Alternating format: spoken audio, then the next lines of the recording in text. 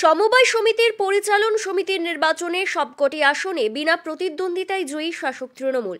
আগামী বিধানসভা নির্বাচনের আগে তালডাংরার পাঁচমুড়া গ্রাম পঞ্চায়েতের দেউলভিরা সমবায় কৃষি উন্নয়ন সমিতির নির্বাচনে তৃণমূলের এই সাফল্য বলে জানা গেছে। যদিও তৃণমূলের এই জয়কে অগণতান্ত্রিক বলে দাবি করেছে গেরুয়া শিবির।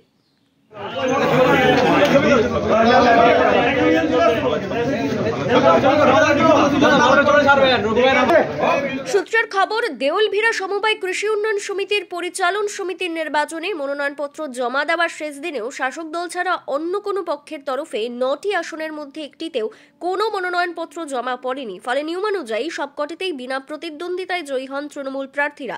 সবকটি আসনে তৃণমূল সমর্থিত প্রার্থীদের আনুষ্ঠানিকভাবে জয়ী ঘোষণার পরই আনন্দ উৎসবে মেতে ওঠেন স্থানীয় তৃণমূল নেতাকর্মীরা। এই দেউলভিরা সমবায় সমিতি নির্বাচনে জিতলো কে? এই দেউলভিরা সমবায় সমিতি নির্বাচনে জিতলো কে? বন্দে মাতরম, বন্দে মাতরম। মমতা ব্যানার্জি জিন্দাবাদ, তৃণমূল কংগ্রেস জিন্দাবাদ।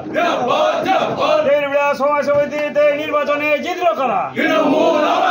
দেউলভিরা সমবায় সমিতি নির্বাচনে জিতলো কারা? বন্দে মাতরম। বিজেপির বাঁকুড়া জেলা সভাপতি সুনীল রুদ্র মণ্ডলের দাবি, ওই সমবায় সমিতিতে শাসক দল সম্পূর্ণ অগণতান্ত্রিক পদ্ধতিতে বিনা প্রতিদ্বন্দ্বিতায় জয়ী হয়েছে। বিরোধীদের সঙ্গে রাজনৈতিকভাবে পেরে উঠতে না পেরে ক্ষমতা প্রয়োগ করছে। যদিও 2026 সালে সেই সুযোগ থাকবে না। পশ্চিমবঙ্গে যেখানে পঞ্চায়েতে নমিনেশন করতে দেওয়া হয় না, বিরোধীদেরকে মারধর করা হয়, স্বাভাবিক আছে সমবায়ে সেখানে বিরোধীদেরকে গণতান্ত্রিক প্রক্রিয়ার মাধ্যমে তারা যাবে না। তারা সেখানে সম্পূর্ণরূপে অগণতান্ত্রিকভাবে সমবায় নির্বাচনে জয় হয়েছে বিনা প্রতিদ্বন্দ্বিতায়। পশ্চিমবঙ্গের রাজনৈতিক যে বর্তমানে পরিস্থিতি, সেই পরিস্থিতিতে তারা কোনো জায়গায় বিরোধী দলের সঙ্গে রাজনৈতিক মোকাবিলা করবে না, ক্ষমতার মাধ্যমে করবে। কিন্তু এই ঘটনা 2026-এ হবে না। 2026-এ ভারতীয় জনতা পার্টি তৃণমূলকে একেবারে সম্পূর্ণরূপে পর্যদুস্ত করবে পশ্চিমবঙ্গের মানুষজনকে সঙ্গে নিয়ে। আর তখন এই ধরনের যে উল্লাস, যে ধরনের যেখানে কোনো গণতান্ত্রিক পদ্ধতিতে জয় না করে শুধুমাত্র ক্ষমতার আস্ফালন দিয়ে জয় হয়, আর সেখানে এই ধরনের উল্লাস হয়, সেই উল্লাস কিন্তু যথার্থ নয়।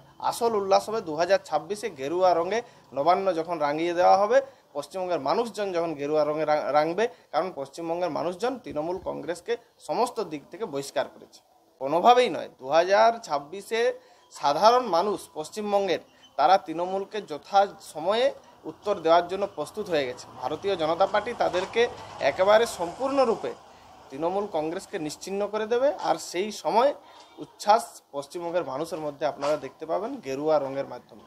বিজয়োৎসবে উপস্থিত তালডাংরা ব্লক তৃণমূল সভাপতি তারাশঙ্কর রায় বলেন, এর আগে কোনোদিন সমবায় সমিতিতে নির্বাচন হয়নি। বিগত 6 বছর অ্যাডহক কমিটি সমবায় পরিচালন করেছে। এবারই প্রথমবার নির্বাচন। কৃষি ও কৃষকের স্বার্থে কাজ করা মুখ্যমন্ত্রী মমতা বন্দ্যোপাধ্যায়কে মানুষ সমর্থন করেছে। আমরা দীর্ঘদিন পর দেউলভিরায় সমবায় সমিতির যে নির্বাচনে আমাদের 9 জন প্রার্থী জয়লাভ করেছে, সেখানে আমরা সকলেই খুশি যে অনেক দিন পরে নির্বাচনের মধ্য দিয়ে আমাদের একটা বোর্ড গঠন হলো।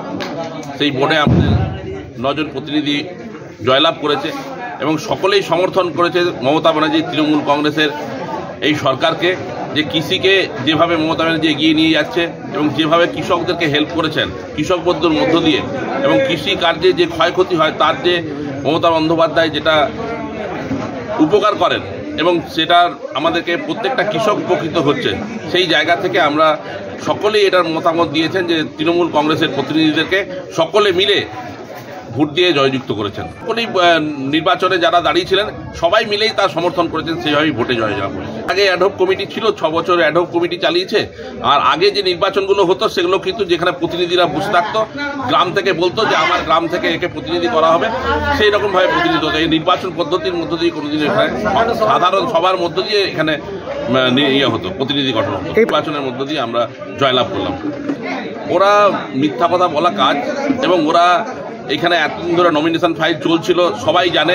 তারা 2 দিন ধরে নমিনেশন ফাইল চলেছে। কেউ যদি নমিনেশন ফাইল করতে না আসে, আমাদের বলার কিছু নেই, কারণ কি সমস্ত কৃষক সমর্থন করেছে তৃণমূল কংগ্রেসের মমতা ব্যানার্জির এই সরকারকে। যারা কৃষকের পাশে যে সরকার আছে সেই সরকারকে কেউ না এলে আমরা তো করার কিছু নেই। আমাদেরকে তো লোক দিতে পারি না বিজেপিকে, যে লোক দিয়ে আমরা এখানে নমিনেশন করাবো। ব্যুরো রিপোর্ট, দক্ষিণ বাঁকুড়া দর্পণ, তালডাংরা।